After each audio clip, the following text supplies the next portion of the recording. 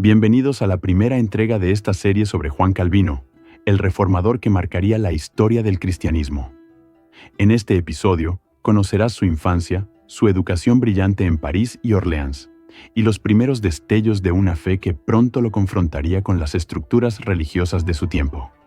Un joven intelectual en busca de verdad, enfrentado al dilema de su vida. Capítulo 1. Infancia y formación académica. Juan Calvino nació el 10 de julio de 1509 en Noyon, una ciudad de la región de Picardía, en el norte de Francia. Su nombre de pila en francés era Jean Calvin, latinizado como Calvinus, aunque con el tiempo sería conocido universalmente como Juan Calvino. Provenía de una familia de clase media acomodada. Su padre, Gerard Cauvin, trabajaba como notario de la catedral y secretario del Tribunal Eclesiástico de Noyon, y aspiraba a que sus hijos siguieran una carrera en la iglesia. Su madre, Jeanne Lefranc, era una mujer piadosa. Lamentablemente falleció cuando Juan tenía apenas una docena de años, dejándolo bajo la tutela principal de su padre. Calvino tuvo varios hermanos, al menos 3, según los registros, y Gerard deseaba encaminar a todos sus hijos varones, Carlos, Juan y Antonio, al sacerdocio católico. Desde muy joven, Juan Calvino demostró precocidad intelectual y una devoción religiosa notable. Con tan solo 12 años recibió la tonsura clerical, el rito de rasurar una coronilla del cabello como símbolo de dedicación a Dios, y obtuvo un pequeño beneficio eclesiástico, una beca o estipendio, para apoyar sus estudios. Gracias al patronazgo de una influyente familia noble de la zona, los Montmort, Calvino pudo trasladarse a París para estudiar. Ingresó primero al Collège de la Marche, donde aprendió latín bajo la guía de Mathurin Cordier, un renombrado maestro de la época. Allí, el joven Juan destacó por su memoria prodigiosa y su aplicación. Tras completar esta etapa inicial, continuó su educación en el riguroso Collège de Montaigu, institución famosa. En ella habían estudiado años atrás Erasmo de Róterdam e Ignacio de Loyola, por su disciplina estricta y su énfasis en la formación religiosa tradicional. En Montaigu estudió filosofía y artes liberales, mostrando un rendimiento excelente y un carácter seriamente religioso desde la juventud. En 1523, cuando Calvino tenía 14 años, su padre decidió orientarlo hacia estudios más prácticos y lucrativos que la carrera eclesiástica. Gerard envió a Juan a la Universidad de París para que estudiara Derecho Civil y Humanidades, pensando que la profesión legal le reportaría mayores beneficios económicos que el sacerdocio. Alrededor de 1525, tras un desacuerdo de Gerard con las autoridades eclesiásticas locales de Noyon, el padre de Calvino reforzó la idea de alejar a su hijo del camino clerical. Así, sacó a Juan del Collège de Montaigu y lo matriculó en la prestigiosa Universidad de Orleans para que se formara como jurista. En Orleans, Calvino estudió Derecho Romano y Canónico bajo la tutela de brillantes juristas, entre ellos Pierre de l'Estoile. Su dedicación silenciosa al estudio le granjeó una sólida base en lógica y retórica, pero sobre todo fortaleció su disciplina mental. Continuando su periplo académico, en 1529, Calvino se trasladó a la Universidad de Bourges. Allí tuvo la oportunidad de aprender de Andrea Alciato, un célebre humanista y profesor de leyes, pionero de la Escuela Humanista Jurídica francesa. Durante los aproximadamente 18 meses que pasó en Bourges, Juan se sumergió en el ambiente intelectual del Renacimiento humanista. Aprendió griego koiné, la lengua original del Nuevo Testamento, probablemente bajo la enseñanza de Melchor Wolmar, y comenzó también a estudiar hebreo. Este dominio de las llamadas 3 lenguas sagradas, latín, griego y hebreo, era inusual en estudiantes de la época y preparó a Calvino para un estudio profundo de las Sagradas Escrituras en sus textos originales. Al mismo tiempo, se vio influido por las corrientes humanistas cristianas que buscaban volver a las fuentes originales de la fe. Escritos de Erasmo de Róterdam y de Jacques Lefebvre d'Etaples circulaban en los círculos académicos que frecuentaba Calvino. Dichas obras promovían la reforma moral de la Iglesia mediante el retorno a la Biblia y a la sencillez del cristianismo primitivo. Estas ideas calaron hondo en el joven jurista y sembraron en él inquietudes espirituales. Calvino, muy devoto desde niño, comenzó a contrastar la religiosidad tradicional que había absorbido de su entorno católico con la visión más crítica y bíblica que proponían los reformadores emergentes. En 1531 falleció Gerard Coven, el padre de Juan. Esta pérdida, sumada a la madurez intelectual que estaba alcanzando, le permitió a Calvino replantear libremente su futuro. Para entonces, ya había prácticamente concluido su formación en Derecho. De hecho, en 1532, con tan solo 22 años, recibió el título de doctor en Derecho por la Universidad de Orleans. En ese mismo año, publicó su primera obra literaria, reflejo de su formación humanista. Un comentario erudito al Tratado de Clementia del filósofo romano Séneca. Este trabajo, escrito en latín elegante, evidenciaba las dotes como pensador clásico de Calvino y su destreza en los estudios morales. Si bien era una obra distante de la teología, muestra cómo el joven jurista abrazaba las herramientas intelectuales del humanismo renacentista. Calvino dedicó aquella publicación a un importante noble francés, indicio de sus conexiones con círculos cultos y de su aspiración a hacerse un nombre en el mundo académico. A inicios de la década de 1530, Francia vivía un clima de efervescencia intelectual y también de tensión religiosa. Las ideas reformadoras de Martín Lutero, el monje alemán que había desafiado a Roma en 1517, se habían difundido clandestinamente por Europa. En París, desde 1521, circulaban traducciones y escritos luteranos, aunque eran suprimidos y quemados en público por considerarlos heréticos. Calvino, en su periodo de estudiante en París y Bourges, estuvo expuesto a estas nuevas doctrinas que enfatizaban la primacía de la Biblia, la salvación por la fe y la crítica a la corrupción eclesial. No se sabe con certeza cuándo ni cómo experimentó exactamente Calvino su conversión religiosa al protestantismo. Él mismo sería siempre discreto al respecto. Pero es claro que en estos años su fe empezó a reorientarse de la devoción católica tradicional hacia las convicciones de la Reforma. En sus propias palabras, tiempo después mencionó haber pasado por una repentina conversión, en la que Dios doblegó su corazón obstinado y le hizo ver la piedad verdadera, aunque sin dar muchos detalles autobiográficos.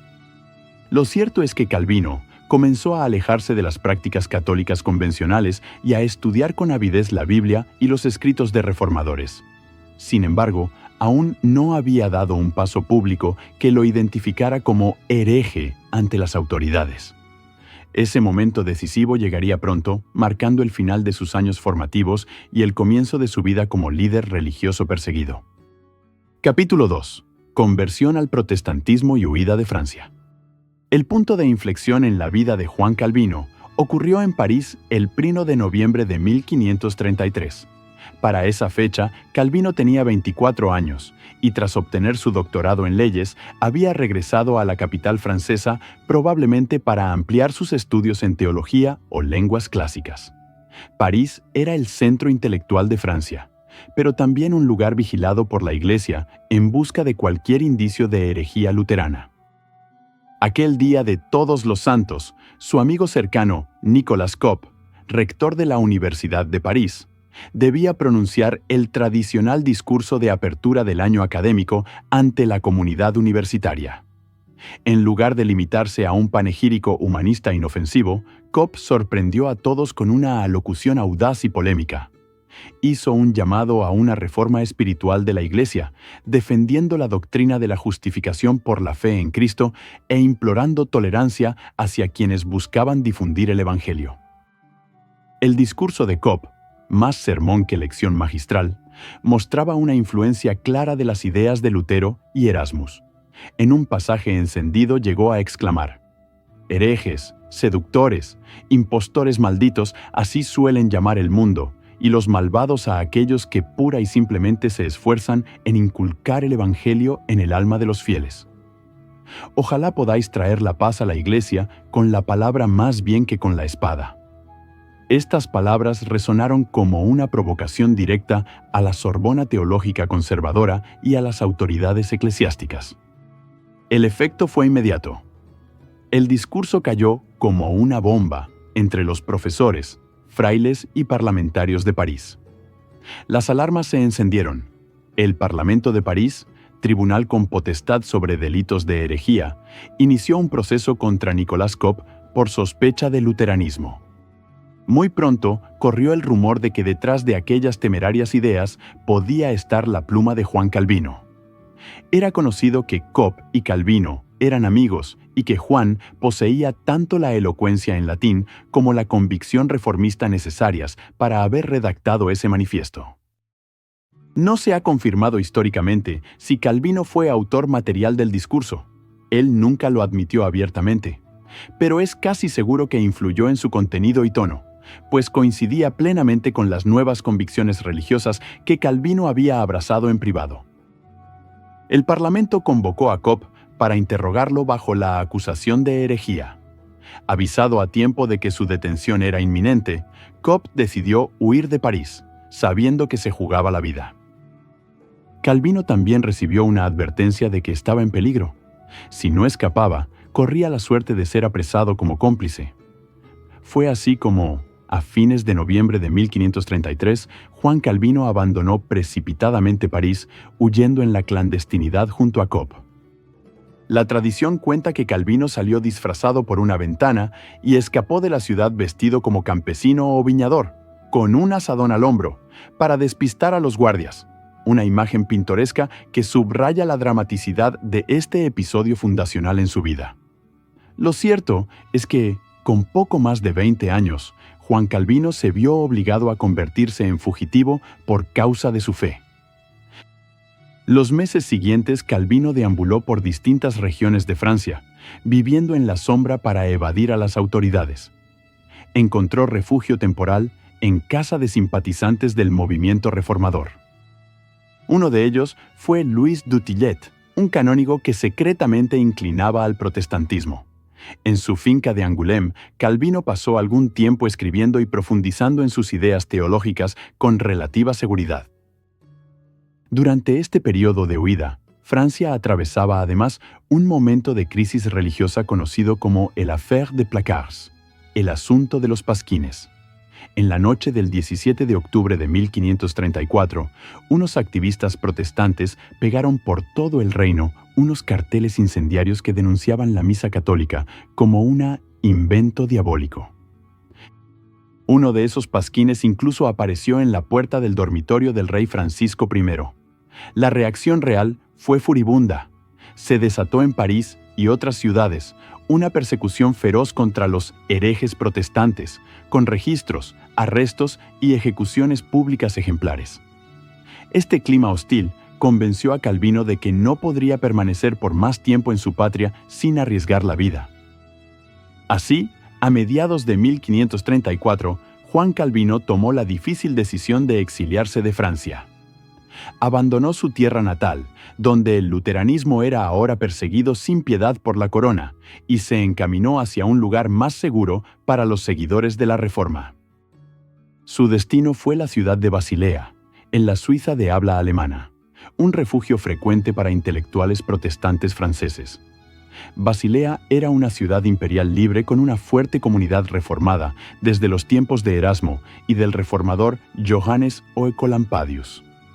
Allí, Calvino podría respirar un ambiente más tolerante y, sobre todo, dedicarse a la escritura teológica que ya ardía en su interior. Capítulo 3. Estancia en Basilea y la institución de la religión cristiana. Juan Calvino llegó a Basilea, Suiza, probablemente a finales de 1534 o comienzos de 1535, tras una travesía llena de precauciones. En Basilea, bajo la protección que ofrecía una ciudad oficialmente adherida a la Reforma protestante, pudo al fin vivir sin el temor constante de la prisión. Decidido a contribuir al movimiento reformador con sus talentos intelectuales, Calvino se enfrascó en la redacción de una obra teológica de gran envergadura. Apenas con 26 años de edad, aislado del país al que quizá nunca podría volver, se propuso sistematizar los principios de la fe cristiana reformada en un libro que sirviera tanto para instruir a los creyentes como para defender la causa protestante ante el mundo.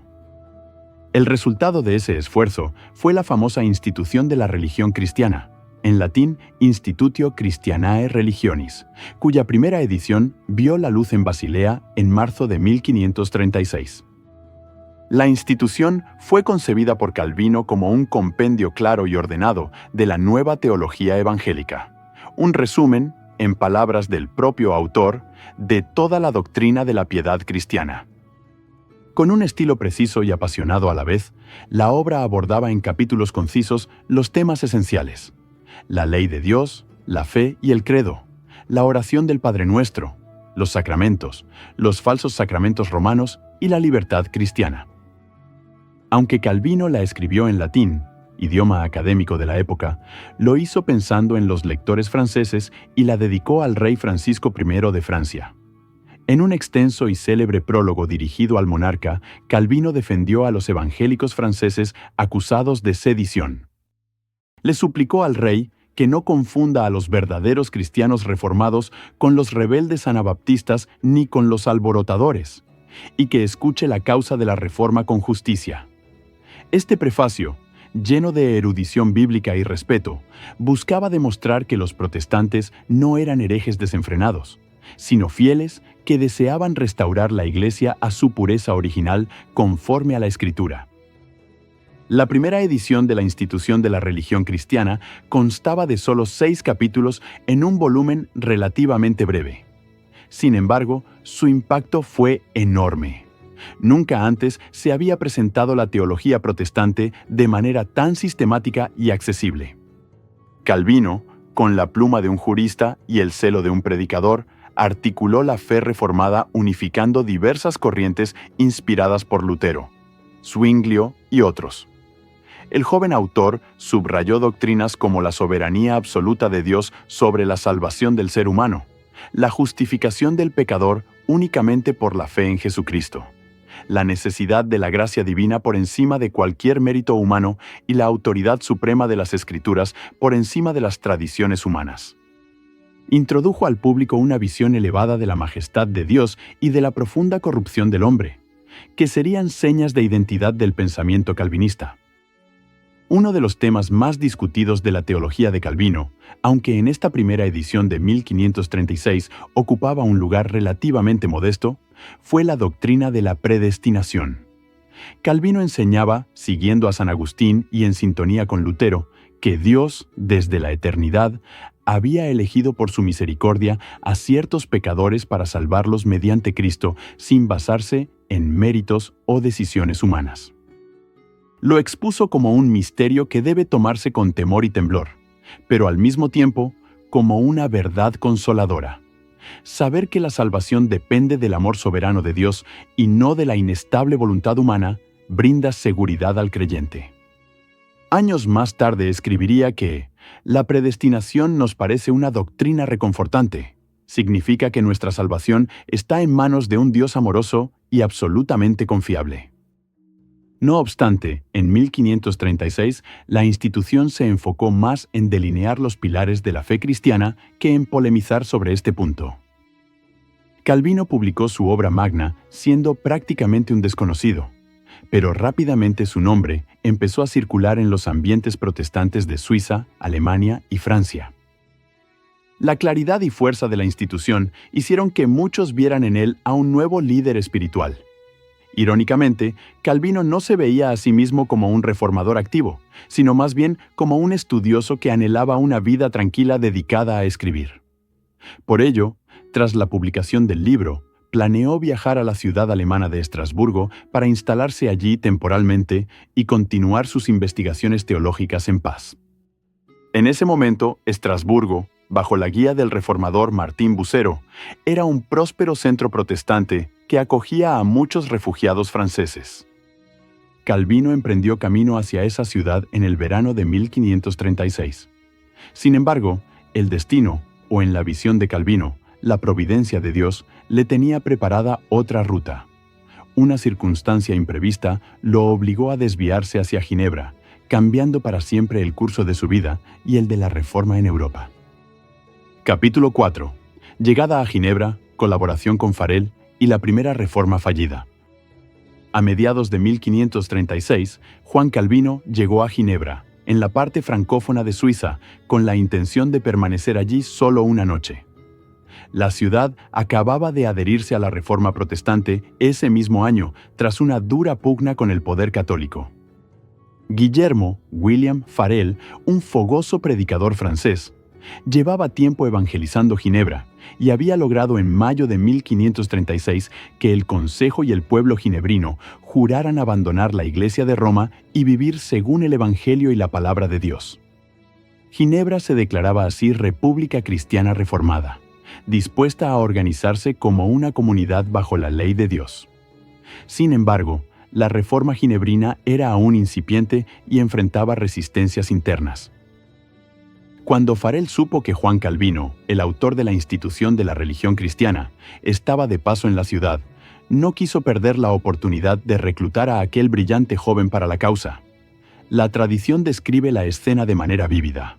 Farel visitó a Calvino en la posada donde se hospedaba y le rogó encarecidamente que se quedara en Ginebra para ayudar en la obra reformadora. Calvino al principio se negó. Argumentó sinceramente que deseaba dedicarse al estudio y que era tímido, más apto para la contemplación que para la acción. Pero Farel insistió con vehemencia casi profética. Le advirtió que su búsqueda de tranquilidad no era razón válida para evadir el deber espiritual, llegando incluso a exclamar que Dios maldeciría el sosiego que Calvino buscaba si rehusaba prestarle servicio a la Iglesia en aquel momento tan necesario. Estas palabras estremecieron a Juan. Reconociéndolas como un llamado de Dios, Calvino cedió finalmente, aterrado, según sus propias memorias, por la admonición de Farel. Así pues, con 26 años de edad, Juan Calvino se estableció en Ginebra en septiembre de 1536, aceptando el cargo de lector de las Sagradas Escrituras en la Catedral de San Pedro. En la práctica, pronto se convirtió en el principal colaborador de Guillermo Farel en la organización de la nueva iglesia de la ciudad. Juntos emprendieron un ambicioso programa para consolidar la reforma en todos los aspectos de la vida ginebrina. En noviembre de 1536, apenas unas semanas después de arribar, Calvino redactó y presentó al Consejo de la ciudad una confesión de fe de 21 artículos que resumía la doctrina reformada. Este documento debía ser jurado por todos los habitantes de Ginebra, como pacto comunitario de fidelidad al Evangelio. Calvino deseaba que la ciudad entera confirmara voluntariamente su compromiso con la fe recién abrazada. La confesión incluía afirmaciones sobre la Trinidad, la salvación por solo Cristo, la autoridad de la Biblia y la necesidad de rechazar las supersticiones papistas. A comienzos de 1537, Calvino y Farel propusieron además una serie de reformas prácticas para estructurar la Iglesia y la moralidad en Ginebra conforme a las enseñanzas bíblicas. Entre estas reformas se destacaban 4 puntos fundamentales. Disciplina en la Cena del Señor. Solo podrían participar de la Eucaristía aquellos creyentes que llevaran una vida de verdadera piedad y sinceridad. Para guardar la santidad de la mesa del Señor, los ministros debían tener autoridad para excomulgar a quienes vivieran en pecado obstinado, negándoles la comunión hasta su arrepentimiento. Calvino también abogó por celebrar la cena con mayor frecuencia, idealmente todos los domingos, en contraste con la costumbre católica de una vez al año, aunque por razones prácticas esto no se implementó de inmediato. Reforma de las leyes matrimoniales. Había que depurar las normas sobre matrimonio de los abusos y complejidades introducidos por las disposiciones del Papa. Los reformadores querían basar las regulaciones matrimoniales en la palabra de Dios, eliminando restricciones injustificadas, simplificando trámites y combatiendo la inmoralidad sexual.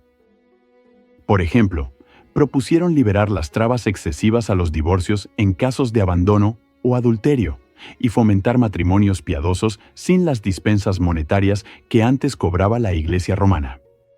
Educación cristiana de la niñez. Calvino enfatizó la importancia de la catequesis.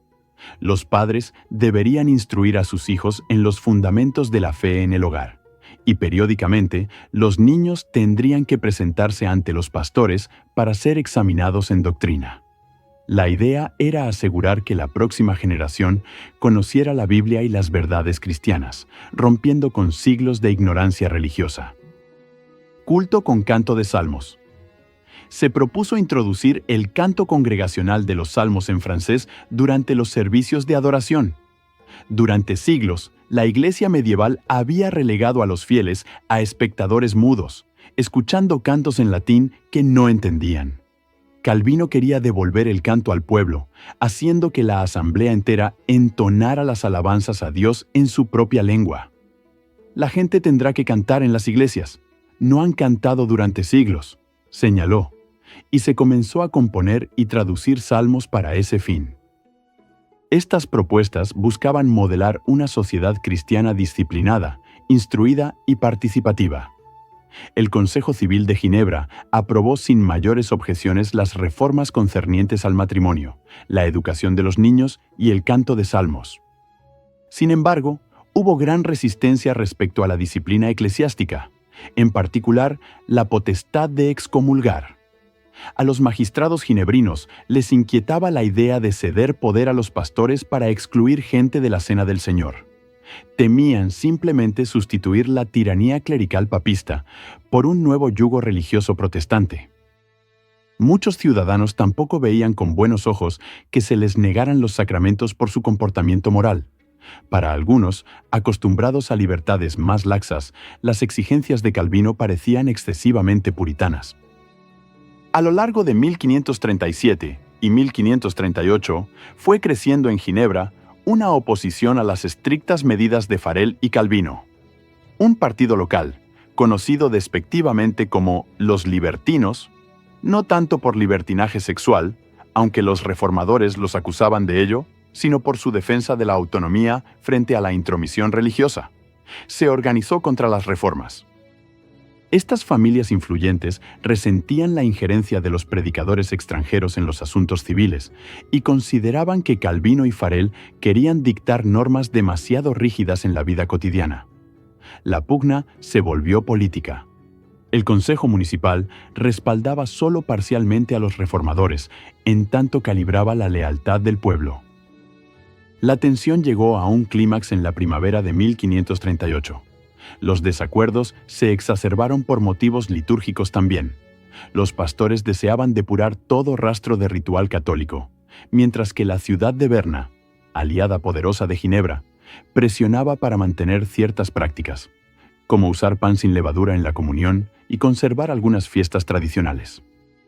Calvino y Farel, firmes en sus convicciones, se negaron a ceder incluso en detalles, lo que impacientó al gobierno local. Finalmente, el Consejo ordenó a ambos predicadores que adoptaran las costumbres bernesas y, en general, que moderaran sus exigencias. Cuando ellos se negaron rotundamente y además rehusaron administrar la cena de Pascua de 1538 a la ciudad en las condiciones impuestas, las autoridades consideraron que habían ido demasiado lejos en desobediencia. El 25 de abril de 1538, el Consejo Pequeño de Ginebra emitió la resolución de expulsar de la ciudad a Calvino y a Farel. Después de solo 18 meses de ministerio, los dos reformadores franceses recibían un brusco portazo. Juan Calvino salió de Ginebra casi tan repentinamente como había entrado. Tenía 28 años, estaba desalentado y sin rumbo fijo, sintiendo que su experimento ginebrino había fracasado.